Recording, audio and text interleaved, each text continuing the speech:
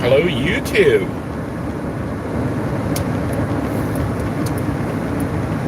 All right. We knew that one day this would happen. The end of Blue, because Blue already had high miles and all sorts of mechanical issues. But I was very fortunate in the sense that I was able to find mechanics who helped me to keep Blue running. This is Blue 2, and I think I got a little Blue 2 with 310,000 miles on her, which is already kind of high. But she's a New York vehicle, originally from New York. I think the guy sold popcorn out of this car. I don't know if you guys recall me converting the van, and there was popcorn oil and popcorn bits all over the back. But I think he had popcorn equipment there, like kettle corn or something. But because it was a New York vehicle, and he drove it back and forth from New York to Florida, I think that's how he got all the high miles. But driving through New York and the northeastern United States during the winter and stuff, because he's a snowbird, he would go through snow on the roads, and they threw ice all over the road. Not ice, they threw salt, road salt, all over the roads, and it really corroded the undercarriage of Little Blue, like really bad. That may be part of the reason for some of the rust you see all around the vehicle. There's rust everywhere. But I didn't really care so much about the rust as long as it was superficial. Okay, it's just how the vehicle looks. Matter of fact, it helps with the stealth aspect, because when you have a crappy, rusted out looking vehicle, people tend not to break in or anything, because there's not going to be anything valuable inside. The vehicle looks like crap. What are you going to find when you break inside? Nothing. So, what happened the other day was I decided the front tires were kind of balding out. They're wearing out, because when I had the vehicle worked on last time with Marcelo and them, with I don't know if they replaced the rods or some other stuff that was wrong with the wheels. They had told me you pretty much need to get it realigned, the tires realigned, or it's going to wear out fast. But because this vehicle is always in let's just keep it going as long as possible mode, I didn't want to sink a lot of money into it. And just getting the wheels realigned or whatever, it's like $100. I'm like, well, for $100 I can get 2 new tires. I'll just keep doing that, and I just get new tires, get the wheels realigned every year or two, because I buy the cheap little Walmart tires that last like 1 or 2 years anyways. I think they're rated for like 3 years.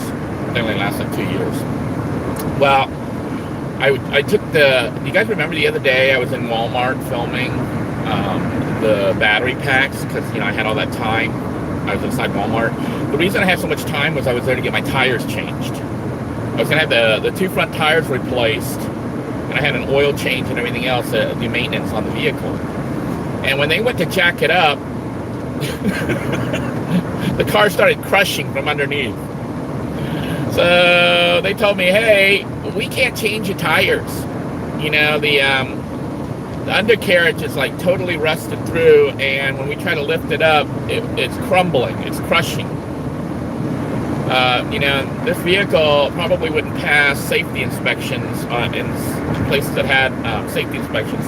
But Florida doesn't care. As long as you're paying it. Florida's kind of weird, It's like some people think Florida's like high tech and modern and stuff, but Florida's kind of almost like Hickville. But as long as your vehicle still runs, still drives, and you pay insurance on it, and you pay your tags, your registration, you're fine. You're golden. So I had contemplated what to do next, okay, because I can conceivably find a place, like a small little shop, that can attempt to manually jack up my my tires, my front end, instead of trying to use the full body lift. Because when they stick that thing underneath my car, no matter where they try to line it up, it seems like it wants to crush, at least at Walmart. You know, the guy at Walmart did it. I know Marcelo and them, when they were lifting it, they told me, you know, that trying to jack it up is like a puzzle. Because you have to find structural parts where you can put the lift arm or whatever, so that the car doesn't just poke through, you know, the lift doesn't poke through the car. Walmart, I don't know how long they tried it, but they gave up and they told me, we can't change your tires. And recommended to me that, you know, the vehicle's not safe. So I took a look at it and I was like, wow, the rust got really bad. To me, it looked like, you know how the body joins the frame? That's what most of the rust is, where the seam is, you know, on the outer edge, where they normally put a jack. If you try to put a jack there now, it'll crush right through. It's totally rusted through. So I'm riding around right now on bald front tires. Well, almost bald. And it's kind of shaking and doing weird stuff, you know, because the tire they were never aligned, because I didn't want to spend $100-150 to align tires on a used car that I'm gonna, you know, I was planning on getting rid of soon. But not like this. So at this point right now, Blue still runs fine. Everything still works on her, but she's got a rusted undercarriage. And honestly, I would not feel good selling this vehicle or even giving it to somebody, because if I gave it to someone, it's somebody who needs a vehicle, and they could end up dying in this vehicle. it could like break in half or whatever. And if they go to try to get tires changed, they can't do it. And if I sold it to somebody, they would also have the same issue. It's somebody who can't afford an expensive car. I'd probably sell it for like $300 or something. But with the undercarriage not being safe, I wouldn't feel good, you know, having somebody else drive it. Now, I'm driving it, and I don't feel good driving it either. But I don't really have a choice right now. So I'm driving it right now, and I'm going to try to use it at least another week or two if I can. And what sucks about it is I just had my birthday this month. So I had to renew the registration and tag and all that. And that was like, what, about $65 or something like that? So I just had to pay all those fees and get the new sticker for my registration. But what I'm going to try to do is look for another vehicle and try to buy that while Blue's still running, you know, because I can drive it there. And I mean, I feel fine driving it. My concern is this: if I go to have the tires changed, you know, I could probably go to a used tire place where they might have a manual jack, and they can just jack up each corner, you know, to change the tire out. Then Blue's fine again for now. But the problem is I could end up spending $100-150 to have that done, but ultimately the frame is still rusted underneath. Well, I don't think honestly, I think the frame itself is still fine. I don't know. But I think the frame itself is probably still fine, because otherwise the car would just break in half or split into a million pieces. So I think the frame itself is fine. It's just you know, the edge where the body joins the frame. I don't know, without really lifting it up and going to look underneath. I do know that I don't think the mechanics would, you know, lie to me. I mean, Marcelo and them, when they jacked it up, they told me it was like a, I'll turn on red over here.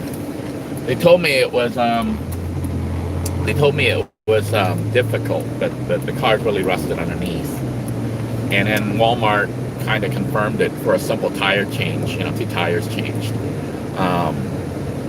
So it looks like, as sad as I am, even though the vehicle still, to me, is still good, still runs fine, has working AC, everything about it is fine.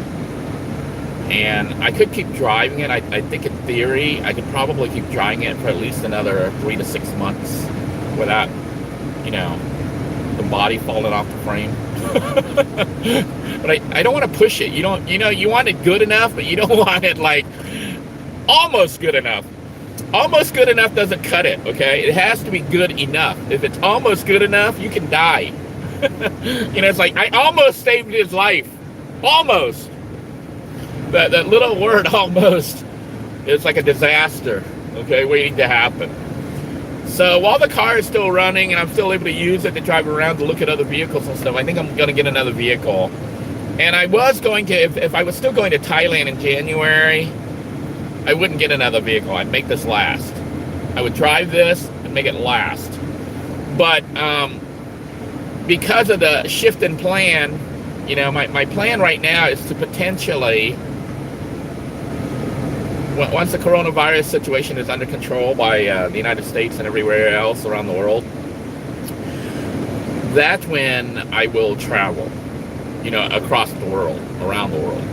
Well, I'm going to go to Thailand first, potentially to settle down there. Don't know yet. Just going there to check it out. But my hope is to actually make one big final hoorah across the entire United States before I leave.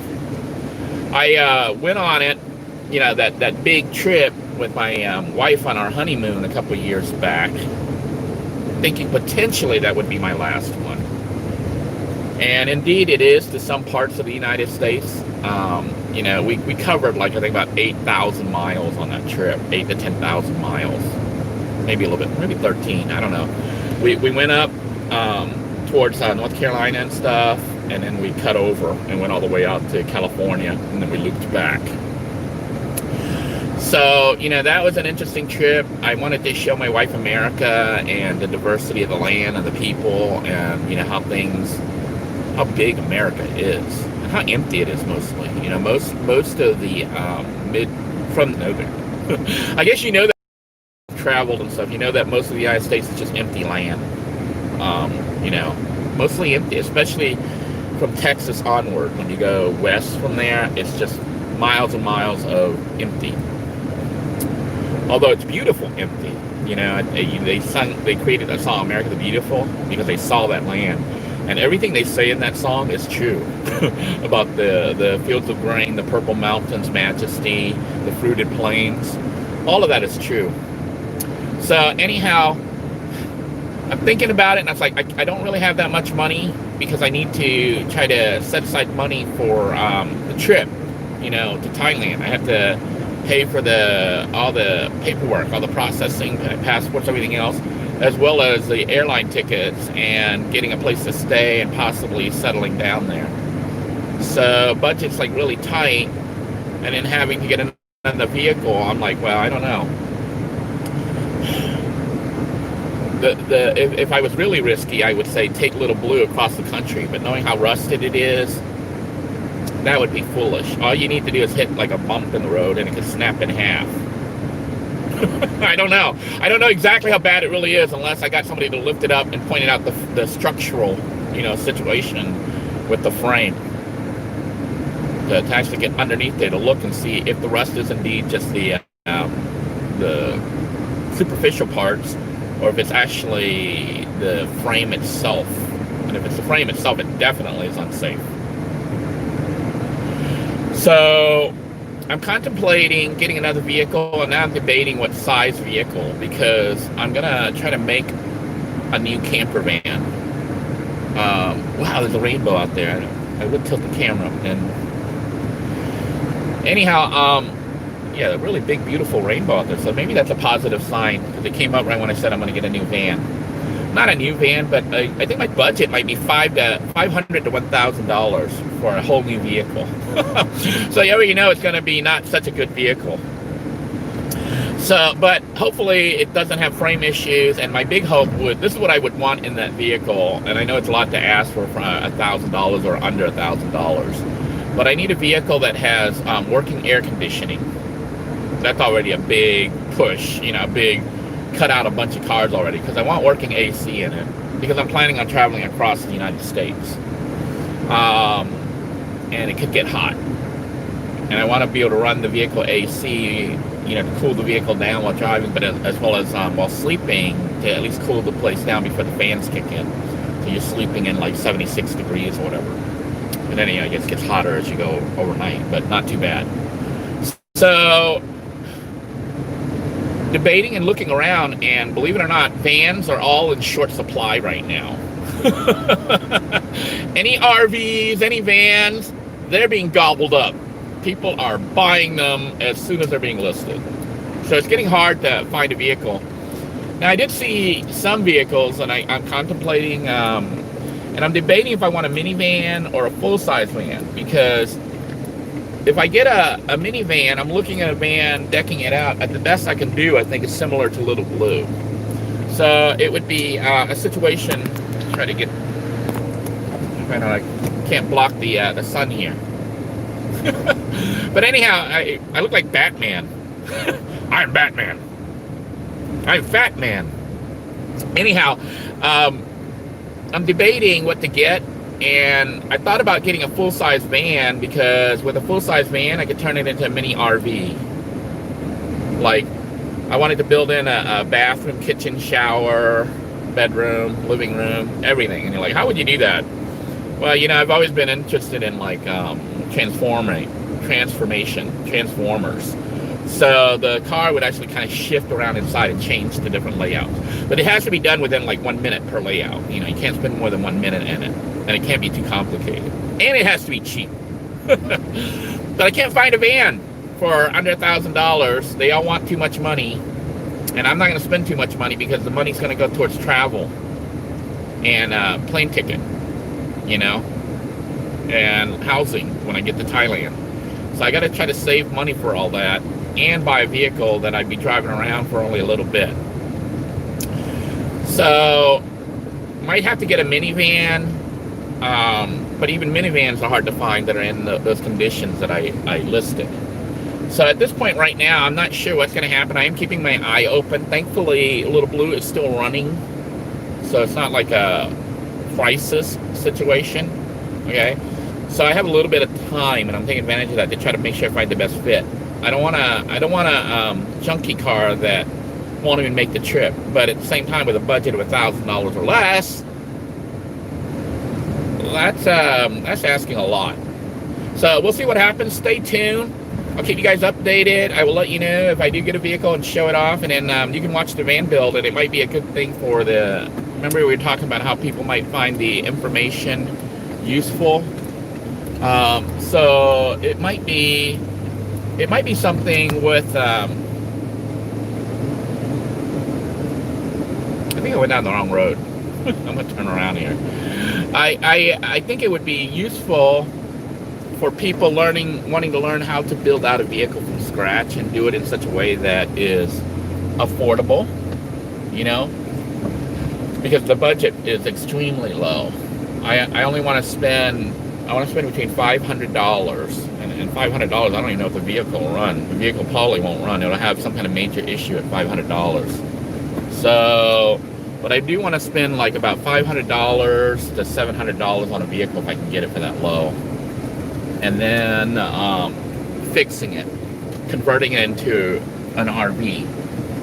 And the budget for that is going to probably be about $200 or $300. You're like, holy schmoly, that's going to be cheap. Yeah, but I have some components. What I would try to do is it'll allow me to pull everything out and actually discuss what worked, what didn't, what safety features I'm going to be bypassing, because they ended up being a hassle. And I don't think they really did anything. You know, all they did was keep, like the fusing system that I had for the. I had a safety fuse that I put in for the cooking system.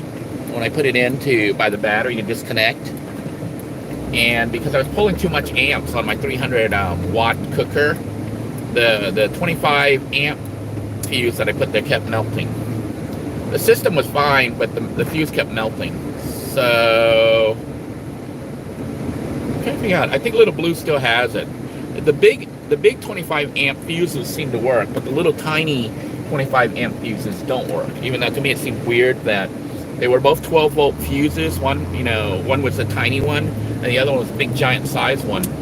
But they're rated for a 12 volt systems, and yet the big one doesn't melt, but the little one does. Beats me. So, you know, I may build it and skip those things, or I might put it in if I take the parts from Little Blue and they're still intact. So that'll save some money. The van that I'm going to build will have, since I already have a solar panel and charger and stuff, it's going to take basically components from Little Blue. I'm debating if I want to continue with the plastic containers that I have, you know, for the drawers and stuff, or if I'm just going to try to build everything from scratch, just to show a really cheap system that can be built. The other thing I might try to do, which is kind of, you know, it pushes the budget, but I want to think of trying to make it look really nice inside. You know, not really, really nice, but look more than a $200 job. And I think I might be able to get away and do that because of what I learned from having the RV. The RV, you know, the RV had a lot of stuff that was wrong with it that I had to replace and fix. And I found that I could use like the cheap $14 panels and it looked really nice. So I'm thinking that I could possibly do something similar if I build out a interior of a van completely.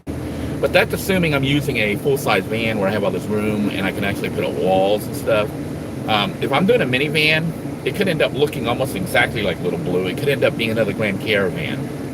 That would be the simplest design, because then the cost of that is like nothing other than me putting up new things. So that's another option, because, you know, $200 might not seem like a lot to some people, but $200 is a lot of money when you're trying to save it so you can go to another country, you know. So anyhow, stay tuned, look forward to those videos. I will be keeping you guys informed. So take care, everyone. God bless you all. Please stay safe. Bye-bye now.